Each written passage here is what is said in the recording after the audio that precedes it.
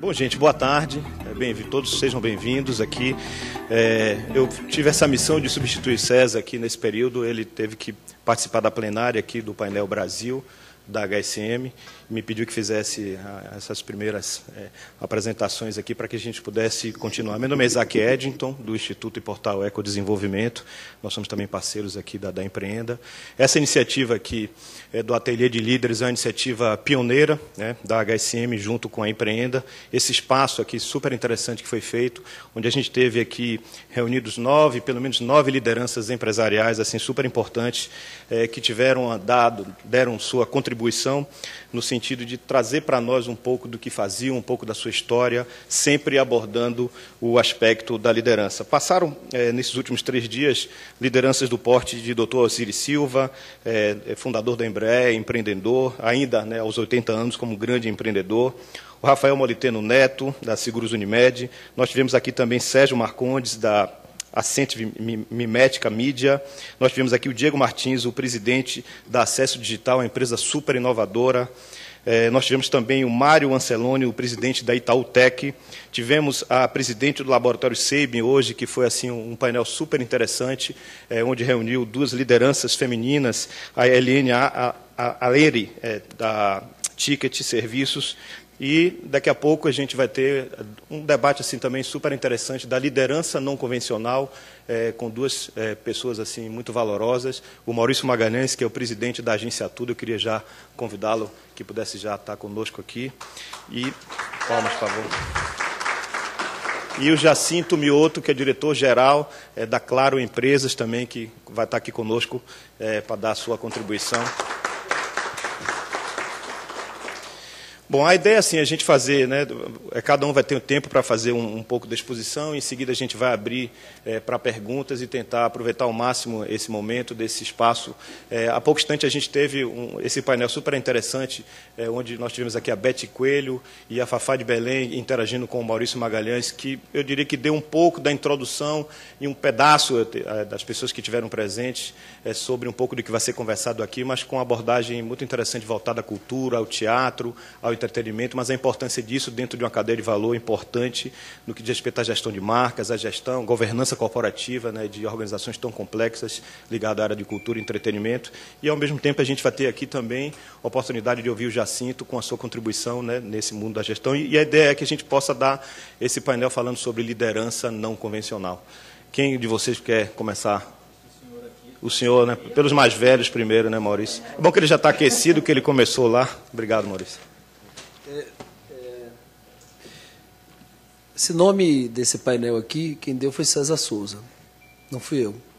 Assim, eu fico pensando assim, o que de fato é liderança não convencional, quando na verdade é não convencional, eu acho que deveria ser convencional, no sentido de que as empresas hoje caminham cada vez mais em cima de outros pressupostos. Eu tenho 51 anos, com 19 anos eu comecei a trabalhar, eu trabalho praticamente há 32 anos em 3 organizações, e eu sempre achava assim, um dia eu vou fazer uma empresa do meu jeito, ou de um jeito que eu achava estranho, e assim, era engraçado, porque nessa época a minha geração pegou um pouco dessa culpa católica, né, de que a gente ficava feliz e ficava com medo de ficar feliz, achando sempre alguma coisa ia acontecer. Era um Brasil que era absolutamente fechado, era um Brasil que a gente botava a melhor roupa para pegar meu pai no aeroporto, quando ele viajava de avião, porque viajar de avião era uma solenidade familiar. E tantos outros casos que eu poderia estar contando aqui. Minha mãe insistiu muito para eu ser funcionário público, e eu achava estranho, assim, com profundo respeito. Eu não fui porque ela queria que eu tivesse uma estabilidade que aquilo gerava na época. E o Brasil buscava uma estabilidade de futuro, e era cobrança em cima de cada um de nós, e pressupostos que hoje são até engraçados. Sobre essa coisa não só da culpa do catolicismo, e especialmente vários outros itens de comportamento que de fato iam contra, eu diria, talvez o lado minimamente biológico. Você achava que tinha um descompasso entre o que te cobravam e o que de fato você gostaria de fazer ou ser. E que não eram coisas ilícitas, ilegais. E sempre fui indo, e especialmente quando eu comecei a trabalhar, era cobrado uma postura profissional que eu tinha a sensação de que a gente chegava nas empresas, eu deixava o meu eu vestia o eu profissional, trabalhava, e quando ia embora eu deixava o meu eu profissional, vestia o meu eu e ia para casa. Eu ficava olhando aquilo assim, ficava, meu Deus. E aí também um dia eu fui estagiar numa empresa chamada Equipetrol, que era no polo petroquímico da Bahia, e o expediente começava 7h15. Só que isso fica a 70 quilômetros de Salvador, e o ônibus passava 6h03. Mas era 6h03 mesmo assim. Até hoje eu sei que tem uns adesivos no poste. Eu tenho horror a suco de melão, porque minha mãe me acordava e me dava suco de melão. E eu durei 21 dias lá. E eu ficava, meu Deus, eu comecei minha vida, eu tinha vergonha porque meu fuso horário, eu não conseguia acordar cedo, eu tinha que ter um certo comportamento de vocabulário específico para me relacionar no trabalho, eu tinha que... E um conjunto de tantas regras que foram surgindo, e que sempre essas questões de que tinha um descompasso entre esse mundo corporativo e esse mundo dos eus. E aí eu trabalhei com commodity, mas eu não conseguia fazer diferente. Eu acho, na verdade, eu acho que ninguém consegue fazer diferente por muito tempo. E, graças a Deus, eu acho que agora eu estou pegando um momento do Brasil que, graças a Deus, o sol nasceu para todos, e a gente está vivendo esse momento esplendoroso. E esse momento esplendoroso, eu diria que, óbvio, que o lado econômico é que está se mais discutindo, mas mais do que isso. Isso possibilita um Brasil de escolhas.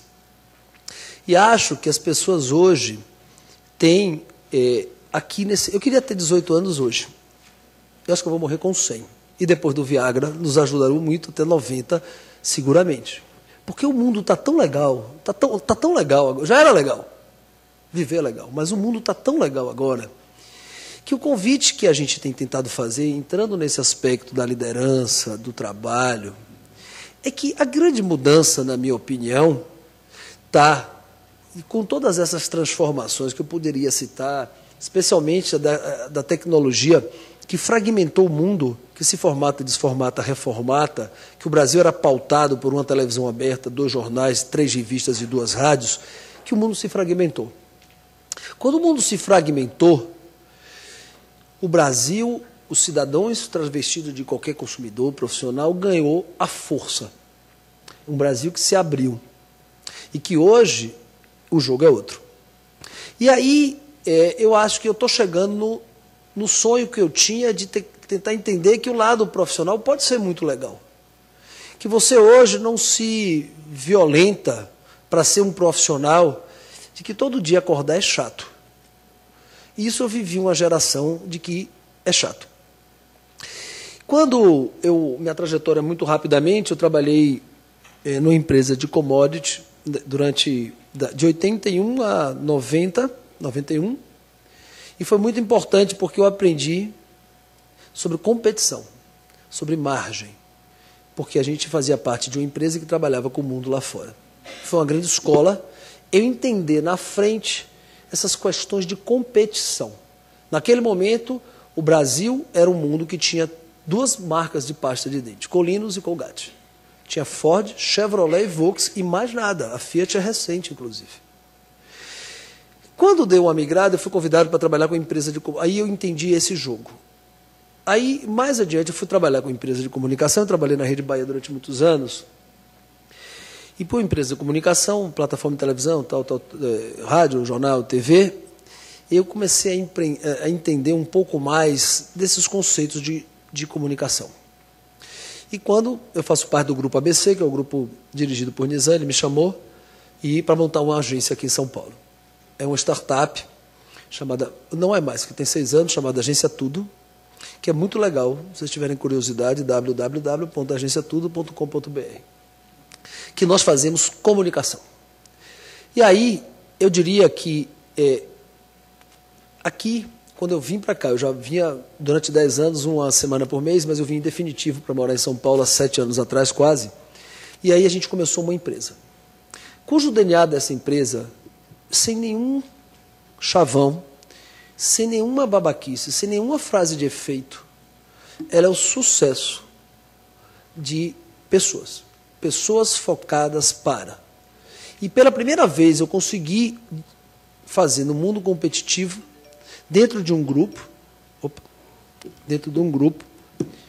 uma empresa que tivesse um DNA diferente de um convite que fosse um grande barato você chegar todo dia, qualquer hora, e sair qualquer hora e achar aquilo muito legal. E assim tem sido feito nesse processo todo. A gente nunca se candidatou desses prêmios à melhor empresa para se trabalhar, porque tem coisas que a gente não tem nem legitimidade de benefícios, algumas coisas aí. Toda hora eu quero botar, mas me dizem que eu não posso. Mas eu não sei porquê. Mas, de fato, a gente tem construído uma empresa com pilares absolutamente diferentes. As regras lá são regras de pactos. A gente todo ano tem no modelo de negócio nosso convites específicos e convites diretos. E lá a gente tem criado algumas máximas que têm feito toda a diferença na vida e na história dessa empresa. Primeiro, nós somos uma empresa de comunicação. Comunicação é entender gente falando com gente.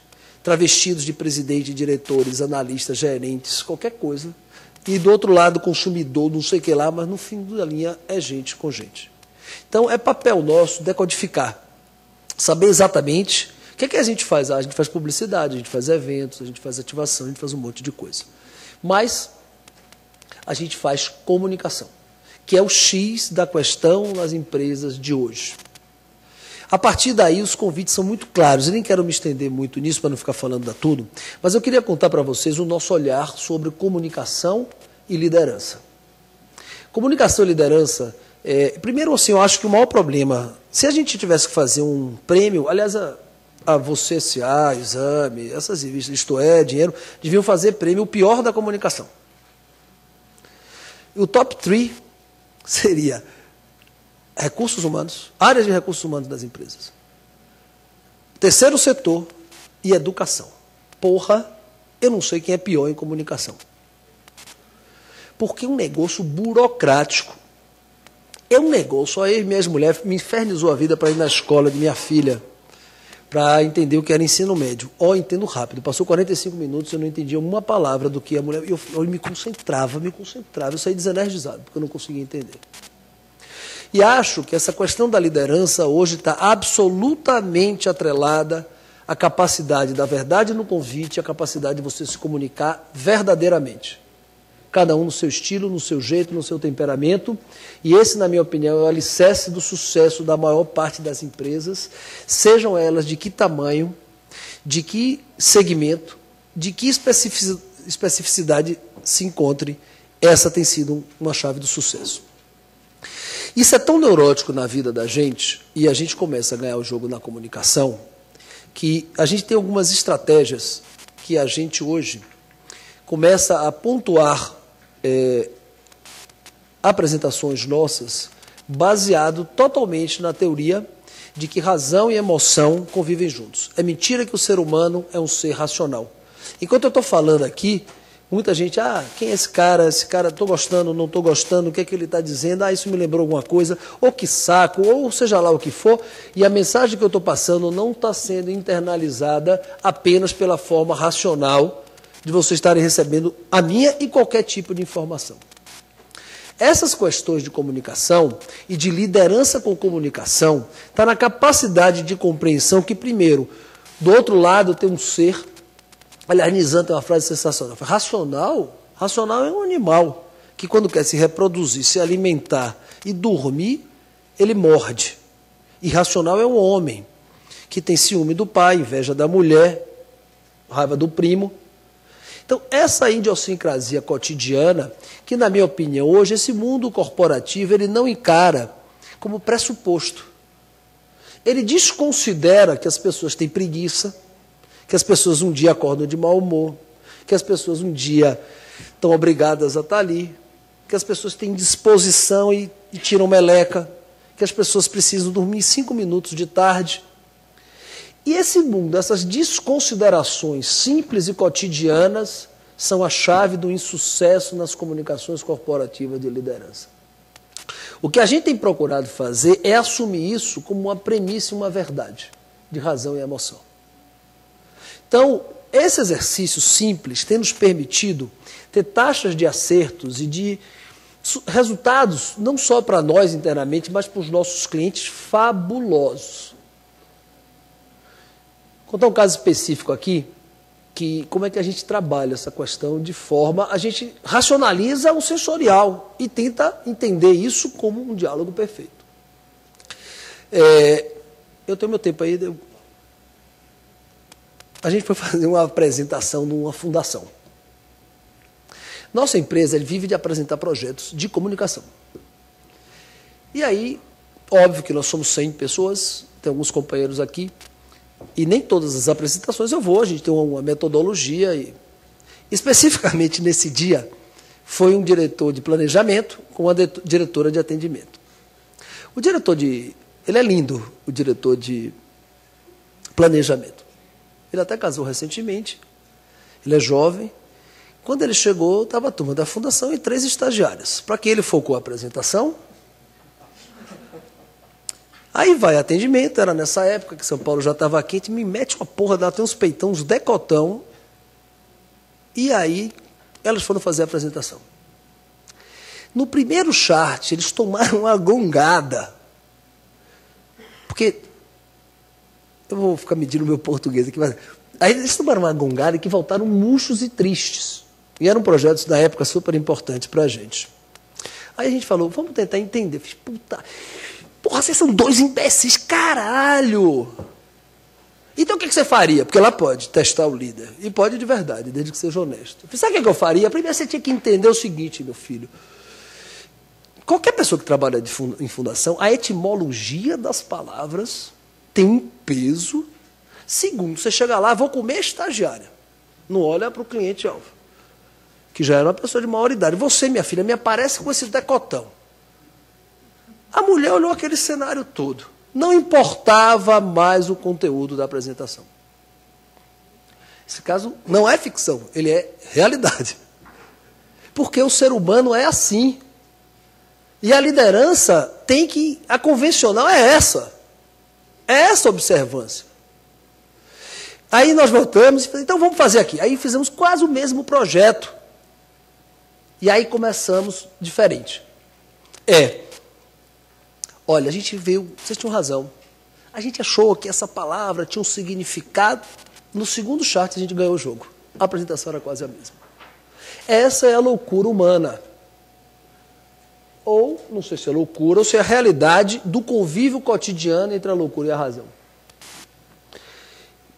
Eu vou contar outro caso e a gente aí entra para o debate aqui, que a gente vai, como o nosso negócio também é fazer projetos, a gente criou uma metodologia humana. Essa metodologia humana, ela é baseada no pressuposto de que ninguém trepa direto. Às vezes você leva para jantar, toma um vinho, conversa, dá um beijo, mete a mão no sutiã, mete o dedo, chupa, vai, aí você mete. Desculpa a barbaridade, mas todo mundo aqui é adulto. Esse movimento existe também nas relações corporativas. E a gente chama internamente de chupada e metida. Tanto que minha equipe de planejamento faz, qual é o tamanho da chupada? Aí o cara fala, é rápido porque o cliente já quer dar para a gente. Há 3 semanas atrás, a gente tinha uma apresentação enorme. Não saiu o resultado, a gente está rezando. Para ganhar essa concorrência, eu não posso dizer o nome. E aí a gente fez o seguinte, olha, então vamos lá. Ah, rapaz, aqui a chupada tem que ser grande. E aí, antes de entrar no briefing do projeto, para que a gente saísse entuchando, nossa ideia é essa, PPP, não. Chegamos antes, olha, a gente entendeu a organização de vocês, a complexidade, por isso a geografia. Nossa empresa é essa, já fizemos isso de comunicação interna. Nós entendemos que essa causa que você está colocando tem essas questões. Os cuidados que a gente tem que ter são esses. E face a isso, nossas reflexões para chegar no insight é esse. E o que vocês vão ver a partir de agora é dentro da nossa contextualização, da nossa cantada, vocês vão entender qual é a nossa projeto. Eu via nos olhos das pessoas que, à medida que a gente ia contextualizando, ou nesse processo biológico, quando chegou na hora, já estava tudo certo. Aí a gente podia vir com a metida na hora correta, porque já estava todo mundo no ponto de apresentar o projeto. E assim, os dois exemplos que eu estou dando são o cotidiano de todas as empresas na observância de quem está do outro lado, suas idiosincrasias, suas diferenças étnicas, sociais, de crença, mas no fundo todos são razão e emoção e todos têm valores. E qual é a fórmula, se existe fórmula? É que o pressuposto básico deve ser estabelecido e a regra deve ser clara. E que você entenda isso como uma premissa. Nós temos uma agência de 100 pessoas e a gente, de fato, trabalha essa coisa da diversidade. A gente tem lá em torno de 100 pessoas, que já passaram pessoas de 15 estados. Nós temos hoje, o mais velho tem 60, o mais novo tem 21. Nós temos profissionais de 12 a 15 estados, eu não sei hoje, de 3 países. E como isso convive? Com crenças, com preferências, uns 30% da tudo é gay. A gente tem lá...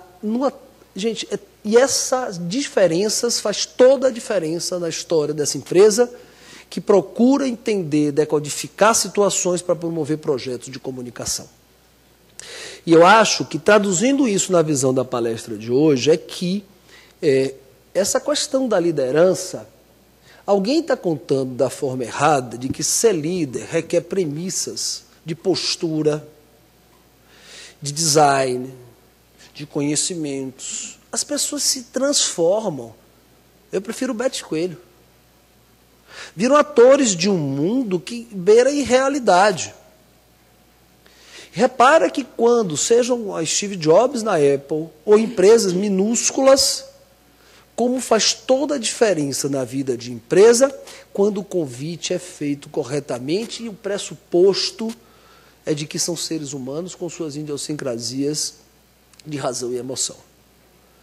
Então, é isso que a educação erra, que o terceiro setor erra e que as várias áreas de recursos humanos erram, porque vão de encontro, de fato, a essa compreensão mínima do que as pessoas estão buscando pertencimento, as pessoas estão buscando sentido. E voltando aqui para encerrar para o nosso mediador aqui, é que o mundo que eu sonhei quando eu tinha 19 anos, comecei a trabalhar para hoje, é que se esse convite não for feito, hoje o poder não está mais nas empresas. Encerrando, esse mesmo menino que fez essa apresentação, ele esteve comigo, ele entrou chorando na minha sala e fez: porra, Maurício, ele acabou de casar. Ele foi chamado para ganhar o dobro. Porra, eu não quero sair daqui. Porra, mas... Porra, e a gente estava meio ferrado, não podia também dobrar o salário do cara. Aí ele deu a solução. Porra, eu preciso dizer à minha mulher, tu me dê 50%, pelo menos minha mulher alivia. E eu fico aqui, garanto a você que fica aqui por 1 ano e meio. E não falo mais nesse assunto. Eu fechei o negócio com ele. Porra, o cara tá lá comendo uma grama. E esse cara é um dos melhores caras que a gente tem lá dentro.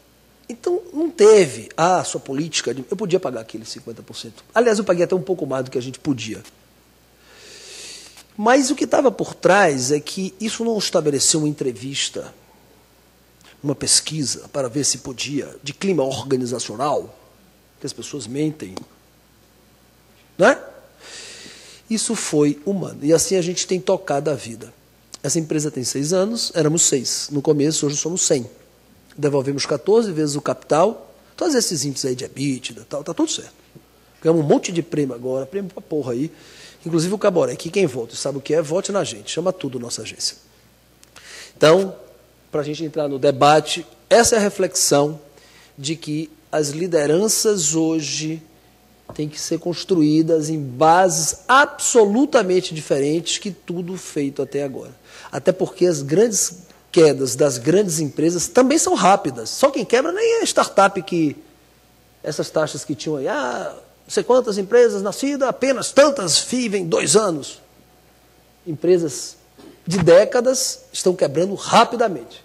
Empresas minúsculas estão virando empresas enormes rapidamente. Então o jogo é outro. Tecnologia é commodity. Commodity não, desenvolvimento, não posso banalizar isso. Mas as diferenças estão nas marcas e nas pessoas. Nas construções de marcas e nas pessoas, no pressuposto de que eficiência operacional é commodity. E pessoas é talvez o principal motivo de crescimento no convite correto aos sonhos daquele trabalho que está lá. Senhor mediador. Obrigado, Maurício. Bom, se você quiser sentar, Maurício, a ideia é que o Jacinto vai fazer as contribuições, interagir com você. A princípio, né, a ideia é fazer esse bate-bola, então um pouco. Já vi que ele fez algumas anotações, uma série de percepções. Ele vai estar preparado para lhe bombardear aqui, a gente já combinou isso. E aí a gente vai começar a fazer essa interação, depois a gente vai abrir também para poder que todos possam fazer perguntas, e aí vamos seguir em frente. Vamos lá. Bom, pessoal, boa noite, eu acho, né? Já nem sei que horários são. Doutor Maurício, eu estava pensando aqui, pessoal, eu acho que eu não queria ser egoísta, não. Eu tenho bastante pergunta para fazer, mas eu acho que meu papel aqui é esquentar um pouquinho, fazer umas 2, 3, e aí quem quiser, não sei como é que funciona, o pessoal levanta a mão, e a gente vai fazendo aqui uma dinâmica. Mas vamos lá.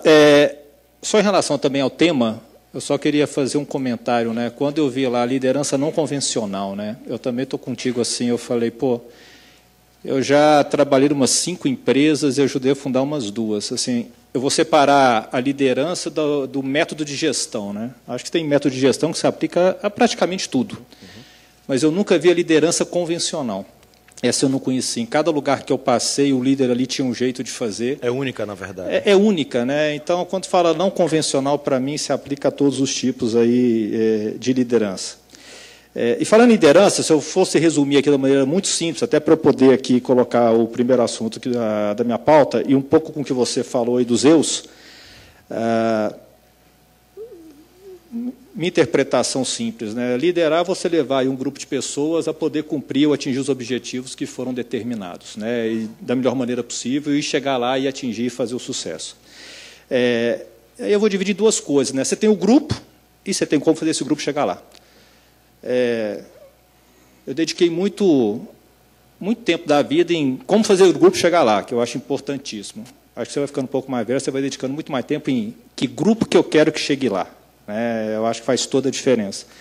E aí, no mundo que você trabalha, né, que eu acho que tem muita criatividade, embora eu vi os projetos que vocês têm feito ultimamente, projetos gigantescos, né?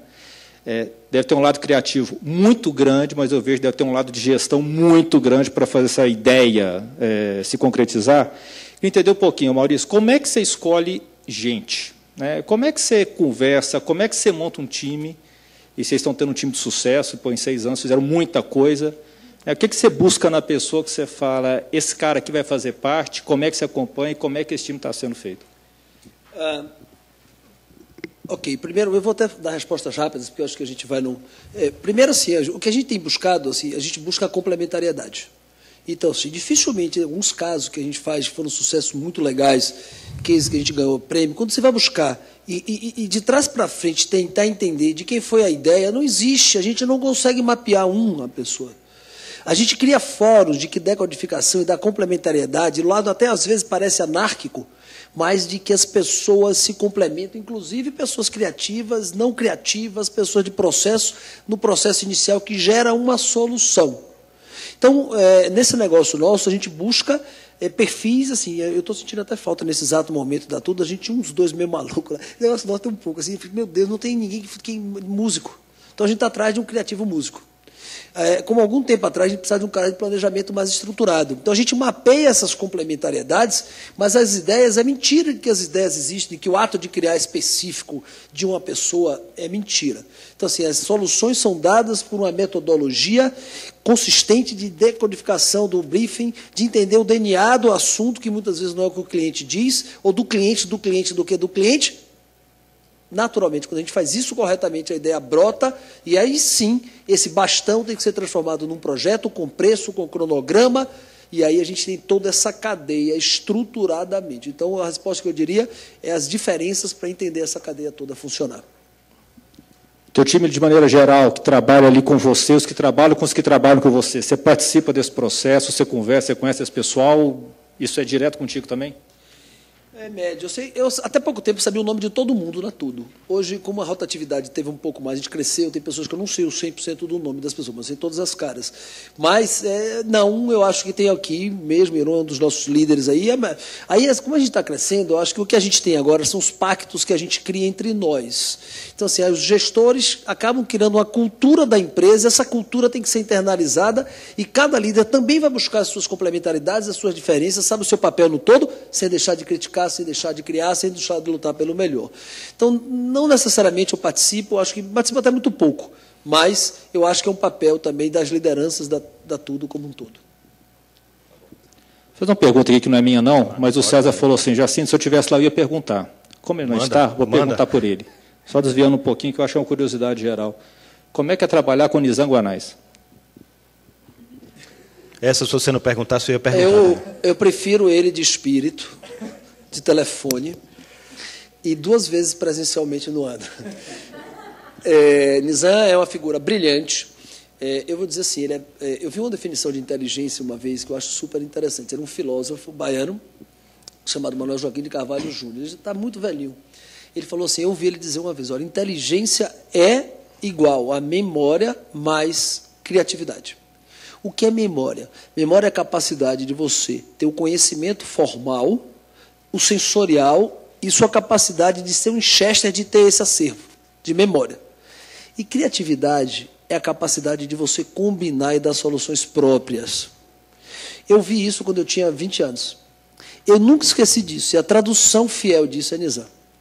Ele tem uma memória cavalar, uma capacidade de combinar para dar soluções, que já por si só é brilhante. Mas eu acho que o grande atributo dele não é esse. O grande atributo dele vai acreditar em si próprio. Ele, às vezes, ele dá uma ideia que ele acredita tanto nela que ele faz acontecer porque ele criou uma ideia. Eu nunca vi alguém tão determinado e corajoso do que ele. Ele é aquele cara que, na história dele, nunca foi naquele auditório que ia fazer uma pergunta, alguém fez antes de você, você fica puto porque foi uma pergunta inteligente que você ia fazer, mas seu vizinho fez primeiro. Ele sempre foi o primeiro. Isso é uma coragem brutal. Eu já vi barbaridades. Ele é brilhante. Ele é um sócio maravilhoso. Mas vai ser difícil, assim, longe. Então, no início, eu tinha muito contato com ele, porque nós éramos uma startup. Hoje eu vejo muito pouco. Hoje a gente encontrou com ele. Quando eu preciso dele, eu peço ajuda. Quando ele precisa de alguma coisa, ele me liga. Mas nossa vida independe dele. Ele até nem sabe exatamente o que a gente faz na maior parte das coisas. É uma empresa que ele tem orgulho. Fomos contemporâneos. Ele é mais velho do que eu, me convidou. Mas nossa vida segue. Mas ele é de fato, genial. E é um dos que hoje mais tem um movimento do empresário, que mais faz marca Brasil lá fora. Ele é amigo de Bill Clinton, participa desses fóruns, porque ele acha que a gente tem que ir daqui para lá. Porque no nosso mercado os gringos já vieram de lá para cá, a gente tem que ir daqui para lá. Ele é brilhante. Maurício, bom, para quem não sabe, eu sou amigo, nós somos amigos há pelo menos há mais de 20 anos.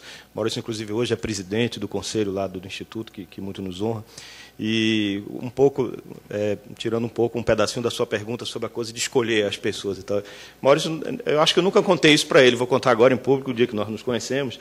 Eu trabalhava numa organização, eu era responsável pela parte de gestão de pessoas, e a gente precisava de um presidente de uma operação da empresa, que era justamente todo o processo de marketing, comunicação e tal. E aí o nome dele surgiu lá para a pessoa que era membro do conselho lá, enfim, aí o cara fez, olha, rapaz, poxa, tem um cara lá numa empresa que me disseram que esse cara é bom. Bora lá comigo para você dar, eu vou lá, você dá uma olhada e tal, para a gente. Não, tá bom. E aí ele trabalhava nessa empresa que ele comentou no início, com commodities, Manuel Joaquim de Carvalho, que depois eu até pedi para ele falar um pouco sobre esse business. E aí quando a gente entrou na sala, ele estava com 3 telefones no ouvido, ele estava convencendo um a comprar e o outro a vender, né, e alguém estava esperando na linha, e em 5 minutos ele provavelmente deve ter tomado umas 20 decisões de compra e venda, e trabalhando para os dois lados e tal. E aí a pessoa, na época, fez, poxa, é esse o cara que a gente precisa.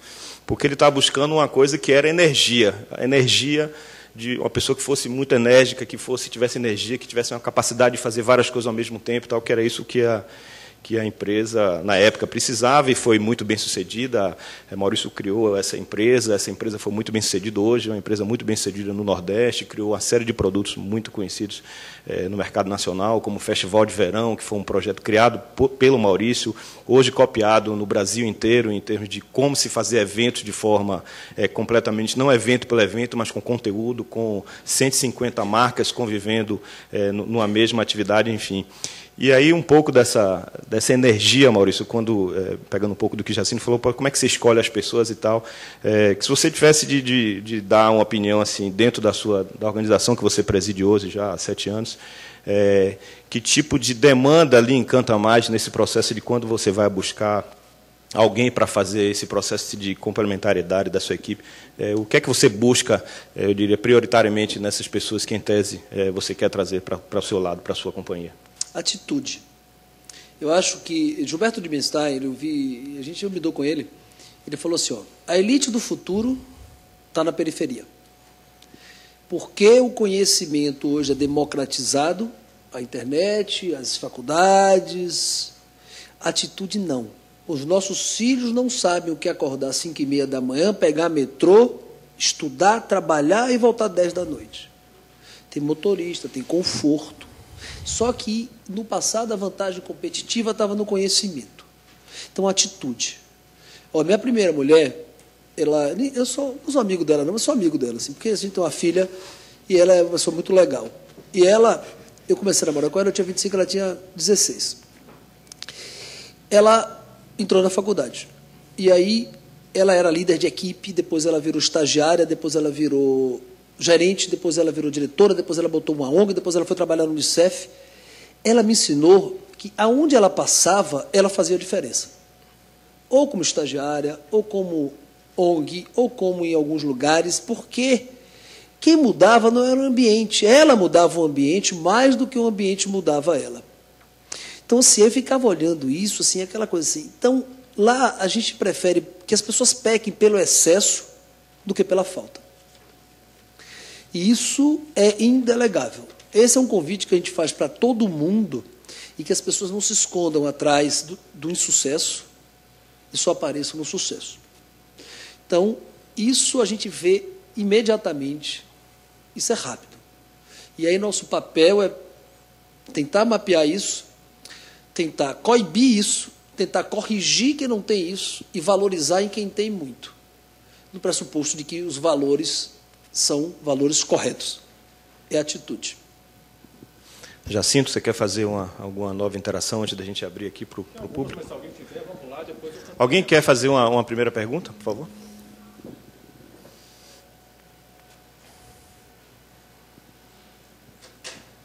Maurício, boa noite. Parabéns aí pela apresentação. A minha pergunta tem muito a ver com a postura sua, inclusive, na sua apresentação, quando você usa o termo caralho, porra, não sei o quê, né, e que choca as pessoas no primeiro momento.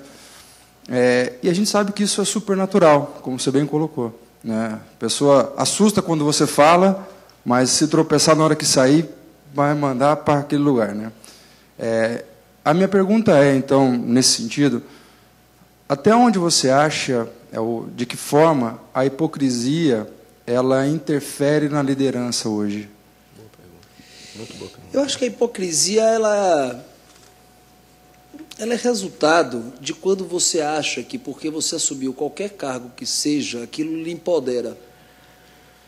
Ela é construída por você mesmo, quem vai por esse caminho. Quando a gente era pequeno, minha casa, assim, nós éramos 4 filhos, uma mulher e 3 homens. Então, lá em casa, um dia minha mãe descobriu que o irmão meu fumava maconha. E aí, fez uma reunião no escritório do meu pai. E todo mundo morrendo de medo. Tudo na reunião no escritório do meu pai. Aí meu pai perguntou, que história é essa? Aí minha irmã falou assim, meu pai, você é alcoólatra? Eu falei, não. Então, André não é maconheiro. Aliás, não, André, eu fumo maconha. De vez em quando, mas eu não sou maconheira. Ele é maconheiro. E aí ele foi taxado em casa e ficou... Porque ele era maconheiro, não é porque ele fazia maconha. Então, assim, minha irmã tinha um namorado que com 19 anos ia dormir lá em casa quando isso era uma... A gente teve uma criação muito livre, e essa coisa do caralho, você falou, eu me lembrei de minha mãe. Ele fazia, tira o caralho da boca, eu já falei! E, de fato, até eu fico, às vezes, me controlando. Uma vez a gente foi ter uma reunião com o arcebispo primaz do Brasil, na Bahia, e era para um negócio lá na igreja de São Bento, e uma companheira em comum falou, me esqueci o nome dele, Monsenhor, o senhor vai desculpar, porque se ele vai falar palavrão, o senhor fica... você está falando assim, eu não sei lhe responder, e acho que é humano mesmo, e tem vezes que... Nunca tive nenhum constrangimento por isso, mas eu faço força às vezes para ver quanto... Às vezes não sai, não consigo, mas é normal, assim, e eu acho que todo mundo, né, vai nesse processo. Não sei se eu respondi não, mas eu queria falar um negócio da hipocrisia. O negócio da hipocrisia olha, liderança e chefia, você recebe por isso, porque seu grau de tomada de decisão é hierárquico. Alguém tem que decidir no final da linha. Então, mas o que não quer dizer de que aquilo lhe empodera para nada. Até porque as melhores soluções, muitas vezes, está na dialética que aparece e brota. Triste das pessoas que se empoderam com seus cargos de gerente, presidente, diretores, sei lá que negócio qualquer aí, porque repara que quanto mais você valoriza quem trabalha com você, quem mais cresce é você. Então, assim, as pessoas falam isso como jargão, mas experimenta, para você ver se isso não faz toda a diferença na vida das empresas e na sua própria vida. Eu vejo gente disputando. Eu tinha um companheiro que está muito bem hoje em outra empresa, é um dos caras que eu sou muito grato por ter, no início da nossa empresa, ele ajudou muito lá na Tudo, e era um cara que, inclusive, era meu companheiro de outra empresa, e eu era o chefe dele, né? E ele era tão honesto, e aí um dia, a gente brigava por uma solução, aí a gente estava brigando demais. Eu fiz, tá demais minha briga com ele. Aí eu fiquei, por que será? Aí eu saquei. Porque a gente estava no momento lá crescendo, aí eu cheguei para ele e fiz, olha, Marcelo, bicho, Deus me fez charmoso, te fez. Não se incomode, eu não pedi para ser assim. Use isso a seu favor e eu vou usar o que você todo estruturadão. Porque eu e mais você somos a chave do sucesso. Porque ele falava aquela... Quando eu falava, ficava...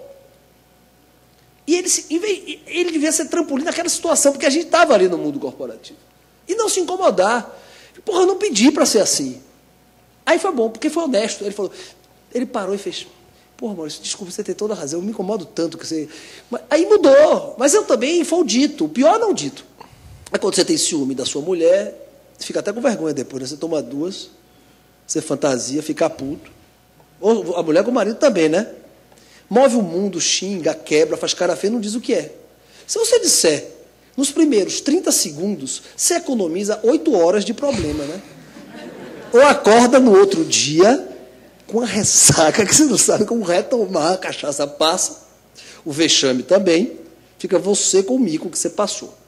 Então, se a gente vai num mundo mais direto e reto, e o pacto vira esse, olha como o mundo é mais fácil.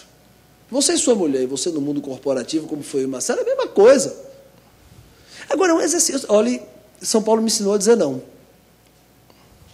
Me enrolava em mim mesmo. Marcava 2 almoços. Não, tem que mudar isso. Né? E eu acho que esse exercício você vai vencendo barreiras em você mesmo. De se posicionar corretamente, de dizer as questões da forma honesta. Mesmo às vezes da pior forma. Mas eu acho que isso soa bem de quem é liderado e de quem lidera. Aí as hipocrisias, essas coisas vão sumindo, vão minimizando, né? Talvez. Pergunta, gente? Eu vou ser mais breve nas respostas, tá? Porque resposta longa e pergunta longa não, é muito ruim. Olá. Eu acho o seguinte, a questão aí, só dando minha opinião, é a questão da originalidade. Você não compra uma coisa que não é original, que transparece originalidade. se você fica tentando copiar. Então, por exemplo, os atores, eu sou atriz, mas os atores que querem parecer que são atores o tempo todo. Então, ele vai ao restaurante e pede a batata.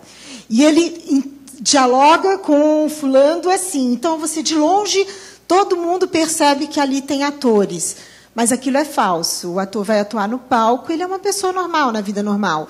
E a mesma coisa que me parece que você está falando, assim, essa coisa do palavrão sujeito, da liderança não convencional, é de você ter originalidade e ser capaz de transmitir isso com carisma, sem você ficar vivendo um papel. Vou dar um exemplo rápido. Eu passei, ano passado, num processo de seleção, tive um convite para ir para uma empresa formal, eu trabalho, sou autônoma, tenho uma empresa de teatro e treinamento. E daí eles me convidaram numa empresa de comunicação, e eu fui super indicada, e todo mundo falou, aí eu fui estudar o assunto, eu estava estressadíssima com aquilo. E aí eles me entrevistaram num aquário de vidro, assim, onde eu sabia que a empresa toda sabia que eu estava passando por um processo de seleção. E o sujeito ficava na minha frente, falando os chavões e incumpridando o assunto. E ele fez parecer o tempo todo que ele ia me contratar, por exemplo, e ele não iria me contratar, eu fui muito bem indicada, não interessava, mas ele fez um teatro de tal maneira que a gente que é desgastante, é uma coisa assim que nem que desse certo, eu não queria trabalhar naquela empresa, porque era um teatro, e eu estava num aquário de vidro sendo entrevistada para a empresa toda vez. Será que ela passou? Será que ela vai bem? Eu não sabia nem o que fazer. Então, eu acho que essa coisa da originalidade, do ser você mesmo é a melhor coisa sempre, na minha opinião. Um dos meus melhores amigos, ele é doutor da USP. E ele fala assim, Maurício, o que você faz mesmo? Aí, ele falou assim, gente, porque é engraçado isso, assim, eu acho que você ser você mesmo é simples. Ninguém está pedindo que você seja mico de auditório. Aí disseram que você ser líder tem que ser um bom comunicador. É mentira também. Você tem que ter uma mensagem adequada ao que você é. Então, assim, só que esse mundo aí, eu acho que o que está mudando em torno disso tudo, na minha opinião, é que o poder mudou de mão. O poder hoje não está mais na mão da empresa nem do chefe. O poder hoje está na mão de quem trabalha. Lá, se eu não seduzir corretamente minha turma, eles têm, pelo menos, cada um, 3 a 10 oportunidades de se, rapidamente, se mudar e ir para outras empresas. Então, assim, o que eu vejo é que esse é o jogo de hoje. Então, assim, não estou nem achando que todo mundo tem que ser bom comunicador, ou honesto. Assim, eu só acho que o que mudou é o pressuposto. Porque empresas grandes quebram rápido.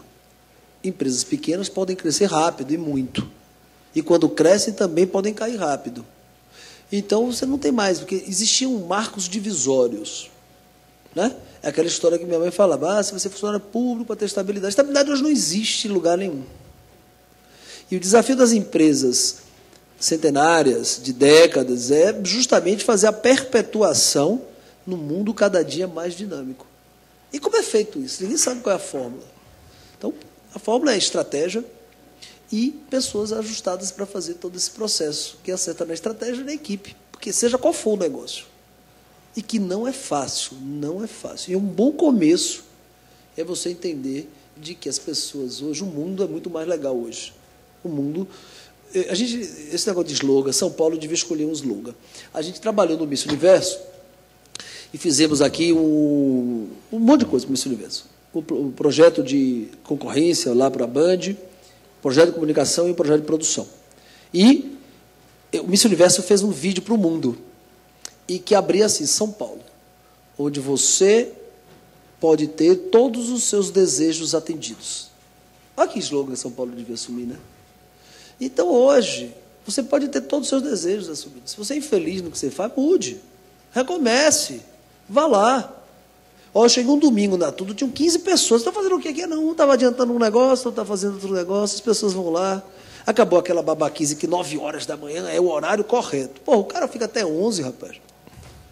Então, o líder que coordene lá e faça lá tem um negócio chamado day off, que o recurso humano surta. É ilegal, cuidado com o que você diz, porque cuidado a justiça do trabalho... Cuidado que ela está ali, viu? Você olha lá. Tá ali. Aí fica lá me ameaçando o tempo inteiro. Aí eu fiz, então day off é um princípio. Porra, eu mesmo. Rapaz, eu levei uns 3 finais de semana trabalhando sábado e domingo. Fui parar, trabalhei. Porra, chegou assim, é uma quarta-feira que você precisa para ir no dentista, ir para o cinema, ver seu filho, trepar, qualquer coisa, vá. Para não ter essa baba, vá licitamente, sem culpa. Então, isso é humano, você ter um olhar desse tipo, desde que o pacto esteja firme e correto. Então, esse eu acho que é um pouco dos desafios que se aparecem e se são mostrados hoje no futuro das empresas. Essas questões, inclusive, da energia, de que, uma vez, Oscar Motomura falou assim, ó, projetos é a combinação de ideias com energia.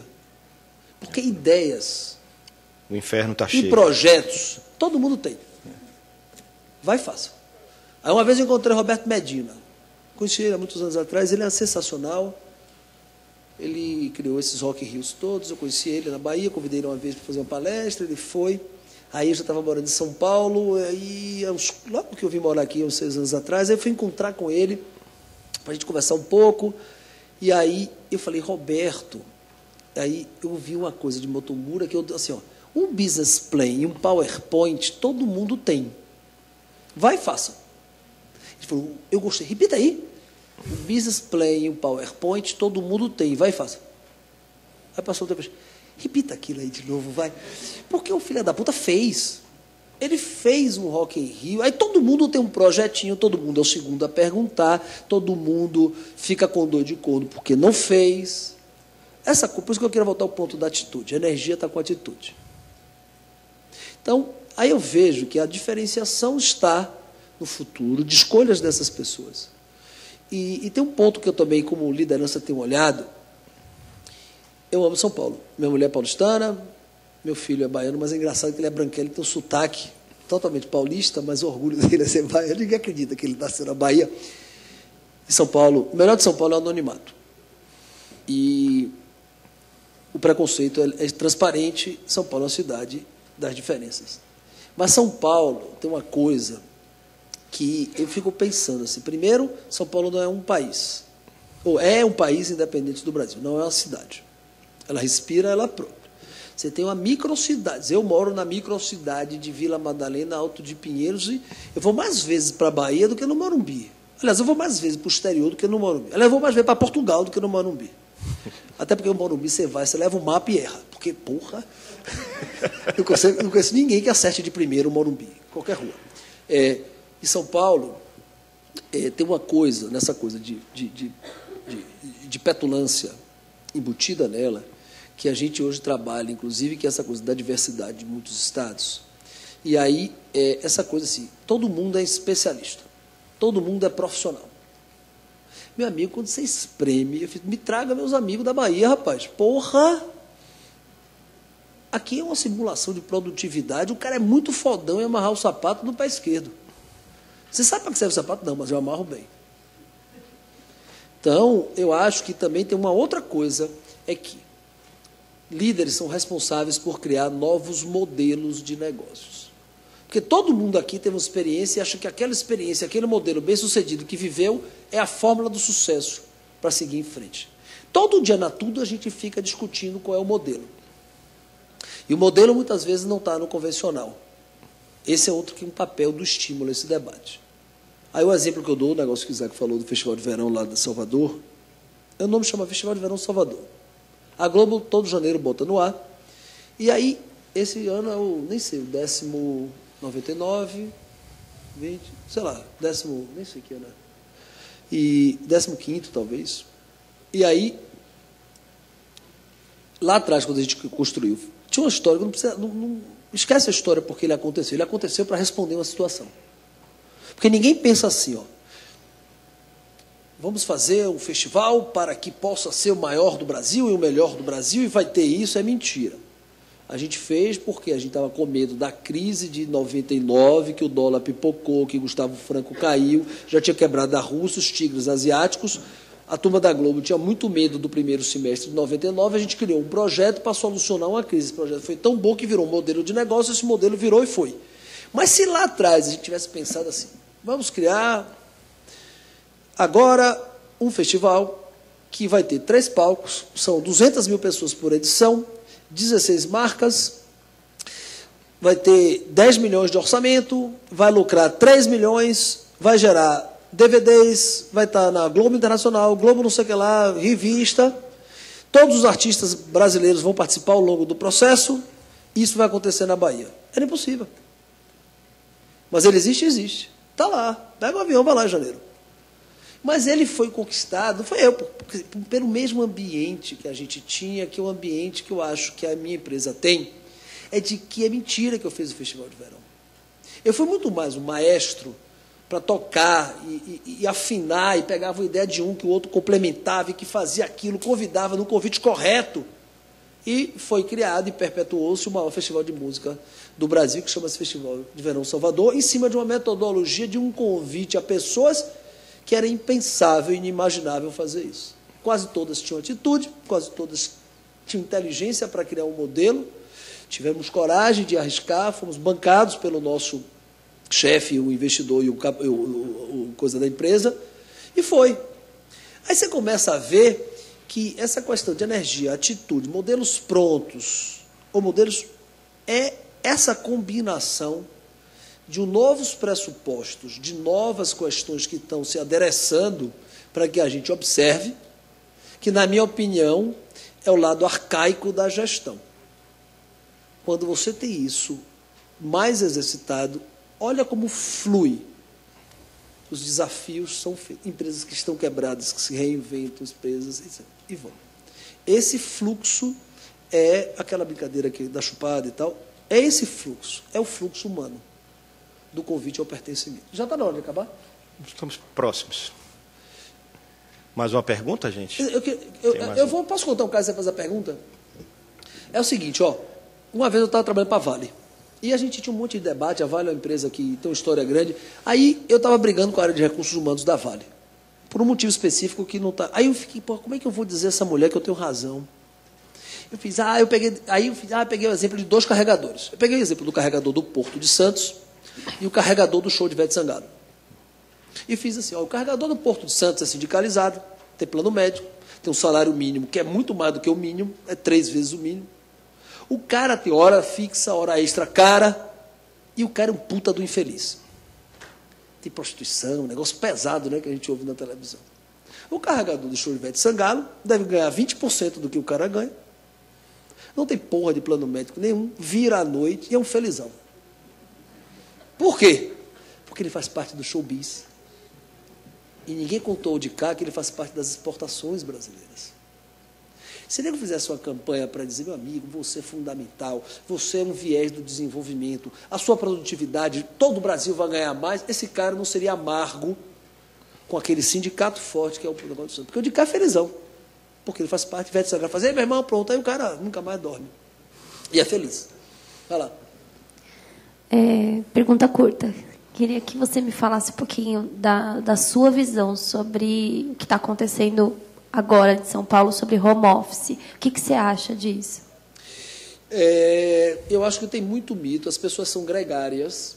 Se você vai num restaurante, numa rua, que tem um restaurante de um lado vazio e outro com espera, você fica no da espera. Independente de avaliar se a comida do defronte pode ser boa ou não. Então, eu acho que a gente vai viver um modelo híbrido. Por exemplo, nosso diretor de planejamento chegou para mim, a gente estava lá, estava fudido de trabalho, brigando também, que lá é tudo uma briga. Lá é Ítalo Baiano, briga, xinga, fica todo mundo bem. Nós somos germânicos, nipônicos também. Quando precisa ser, especialmente na entrega, que Irão lidera aí, e se inferniza a vida da gente. De fazer tudo andar correto. Maravilhoso, assim, a gente tem esse processo que aparentemente, mas o que eu acho que a gente vai ver é um modelo híbrido, assim como o modelo digital, redes sociais vai conviver com a mídia tradicional. Eu acho que o home office vai conviver com o presencial, porque é mentira, é que nem você ter 20 milhões na sua conta e não poder sair de casa, não vale. Você ser home office de produtividade sem sair de casa não vale. Agora, você pode se usar do artifício de home office, você está de saco cheio, também do outro lado, que é muita coisa. Eu acho que a gente vai viver agora um equilíbrio do presencial e do digital, do virtual, do office, com esse comportamento humano que as pessoas vão continuar se beijando, se pegando, sorrindo, bebendo e celebrando. E aí não dá para fazer isso apenas pelo Facebook ou pelo Skype.